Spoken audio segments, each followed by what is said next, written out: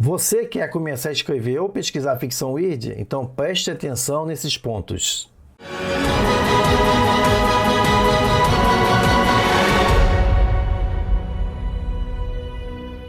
E aí, tudo fantástico com você?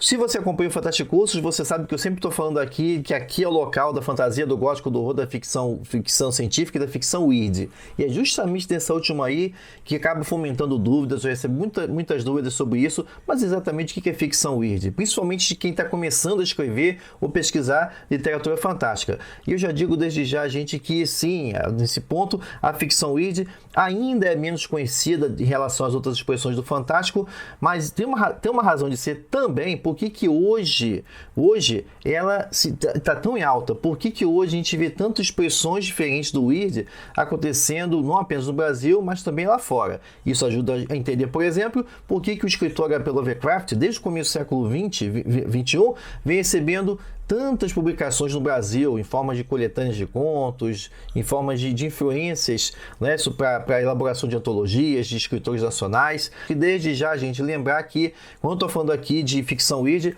eu escrevi um verbete específico sobre isso para o Dicionário Digital do Insólito Ficcional, que é uma iniciativa da UERJ que reúne pesquisadores e pesquisadoras para tratar de temas específicos do Fantástico. E a mim coube escrever o verbete sobre ficção weird.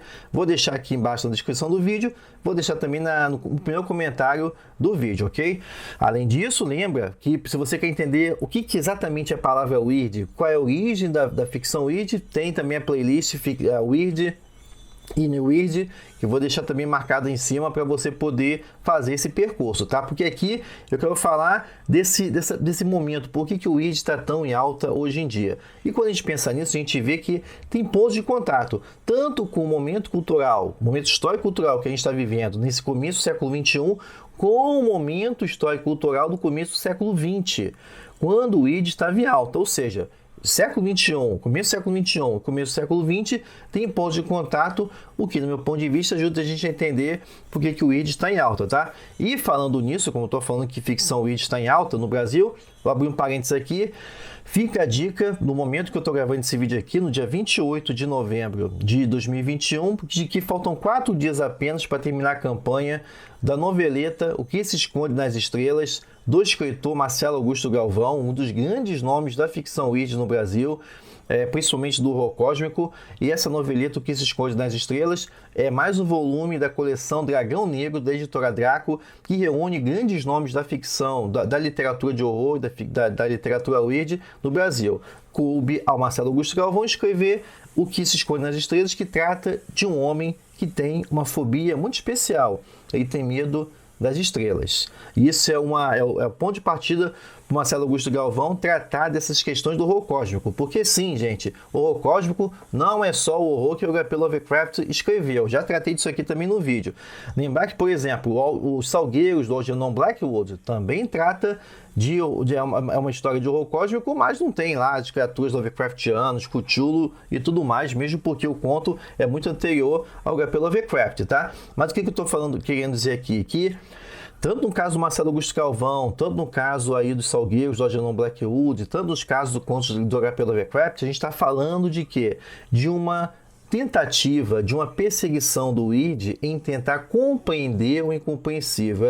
É sempre uma tentativa infrutífera de que existe uma segunda realidade e nossa primeira realidade é que percebemos e que está ali, por vezes ela nos influencia, principalmente quando nós queremos entendê-la, quando a gente parte numa perseguição a tentar fazer esse desvelamento. Mas por que o vídeo está tão em alta aqui para ser objetivo na resposta, né? Gente, se a gente olhar o começo, as forças em voga no começo do século XX, né, os efeitos da modernidade, no momento em que a ciência não oferecia mais respostas para as soluções da humanidade, em de que a religião também não se configurava mais como uma força de entendimento do lugar do indivíduo no mundo, a gente entende que a ficção weird ela vai nascer desse ponto, dessas certezas do indivíduo em relação ao mundo que o cerca. Isso ganha expressão numa citação, num trecho da obra Tudo que é sólido desmancha no ar. Olha o nome. Tudo que é sólido desmancha no ar, do Marshall Berman, onde ele fala o seguinte: ser moderno é encontrar-se em um ambiente que promete aventura, poder, alegria, crescimento, autotransformação das coisas em redor, mas ao mesmo tempo ameaça destruir tudo o que temos, tudo que sabemos, tudo que somos. Ela nos despeja a todos num turbilhão de permanente desintegração e mudança, de luta e contradição, de ambiguidade e angústia. Isso é exatamente o que você vê nos contos weird do começo do século XX. Se você pegar William Hope Hodgson, se você pegar H.P. Lovecraft, se você pegar Clark Ashton Smith, você vê essa questão de que ameaça destruir tudo que sabemos, tudo que somos, tudo que é sólido desmancha no ar. Não tem mais religião. A ciência se mostrou que ela não tem resposta para tudo, que ela não vai levar a humanidade a uma nova era dourada. Não, que ela pode ser usada também para oprimir o indivíduo, tanto que as distopias nascem também nesse momento. É uma ciência que pode desumanizar o ser humano, por isso que Roar, o Ross Universal Robots, a fábrica de robôs do Karel Čapek, com a palavra robô, né, surge também nesse contexto. Ou seja, a ciência não é ponto de confiança, não me dá um alicerce, a religião também está esvaziada. Então, aqui que eu devo recorrer? E nessa questão de uma falta de um alicerce é que surge isso, que há forças, nada me protege. Então, existem forças que podem me ameaçar e eu não tenho a quem recorrer para buscar uma solução, um entendimento dessas mesmas forças. Então a ficção weird ela vai nascer nesse momento do ser humano do século XX movido por forças além da compreensão. E isso também, gente, a gente observa no começo do século XXI. No século XXI, obviamente, gente, dentro das suas especificidades de contexto, né, ela também é movida por forças que cada vez mais vão se tornando além. Cada vez mais o ser humano vai estranhando o mundo que o cerca. E esse processo de estranhamento vai ganhando diferentes formas. Vamos lembrar que, por exemplo, o século XXI, sob o Ocidente, nasceu não com a promessa da ficção científica de carros voadores, de viagem a Marte, mas nasceu, por exemplo, com o atentado de 11 de setembro.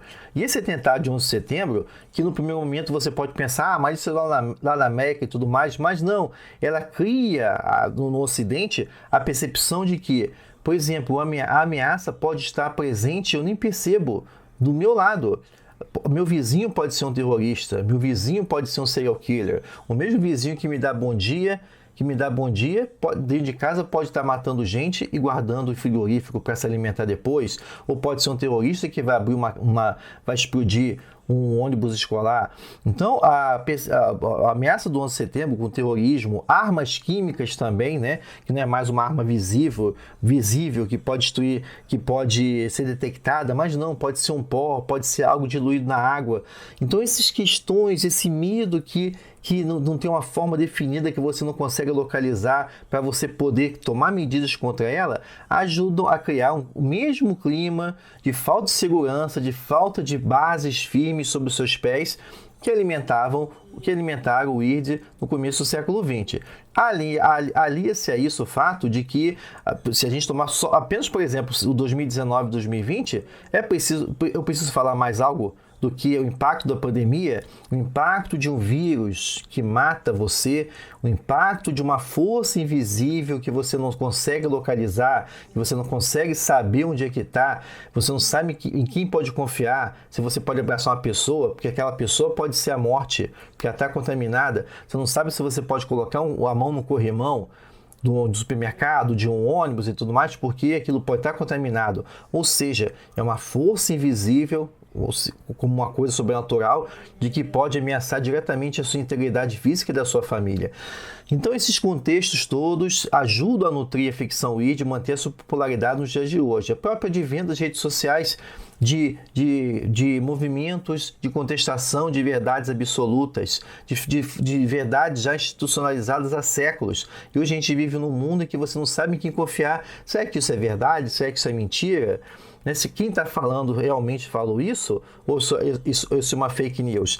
Então as redes sociais também abriram uma outra realidade que ameaça a nossa primeira realidade, o nosso dia a dia, que pode nos levar à própria morte. Então são essas forças em conjunto que nos ajudam a entender a disseminação da ficção weird no nosso meio. Para isso, por exemplo, eu citei no começo do vídeo, né, o Marshall Berman, né, com tudo que é sólido desmancha no ar.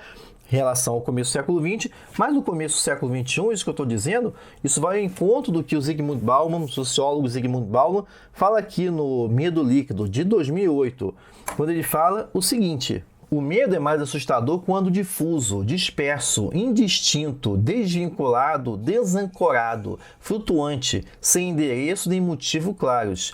Quando nos assombra sem que haja uma explicação visível. Quando a ameaça que devemos temer pode ser vislumbrada em toda parte, mas em lugar algum se pode vê-la. E é isso, Bauman está escrevendo isso em 2008. Não é isso que está vivendo, que você viveu durante a pandemia, que você está vivendo durante a pandemia, o medo que você não consegue localizar, você não consegue perceber. Então é por isso que o id vem ganhando cada vez mais força, cada vez mais expressão, com uma excelente ferramenta, com uma excelente expressão do fantástico, capaz de poder capturar as ansiedades, as angústias, o deslocamento que o ser humano, seja do começo do século XX, do começo do século XXI, sente em relação ao mundo que o cerca, de forças presentes na cidade, né, de forças ancestrais no campo, que eu nem mais lembro que existe aquilo, porque isso não faz parte da minha vivência enquanto ser urbano.